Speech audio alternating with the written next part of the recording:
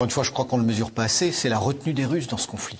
Le nombre de victimes civiles en 2 ans, à peu près 30 000, est équivalent au nombre de victimes civiles que les Israéliens ont fait en 4 ou 5 mois à Gaza.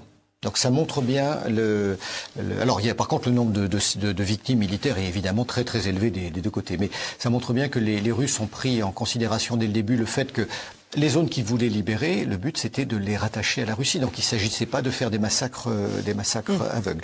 Leur politique dans le Nord a vu qu'elle n'a pas duré tellement, puisqu'au bout d'un mois et demi, ils se sont retirés de la région de Kiev. Ça s'est pas non plus traduit par des du carpet bombing et de la destruction partout où ils sont passés. Donc on doit avoir cette idée-là. Et malgré les frappes aveugles que déclenchent un certain nombre d'unités ukrainiennes, où là ils visent délibérément des villes comme Belgorod ou des immeubles à Moscou, il n'y a jamais eu de réaction de même nature côté russe. Tout est toujours ciblé. Ce sont des centrales électriques, ce sont des postes de commandement, ce sont des nœuds ferroviaires, et on est obligé de constater une certaine mesure chez eux.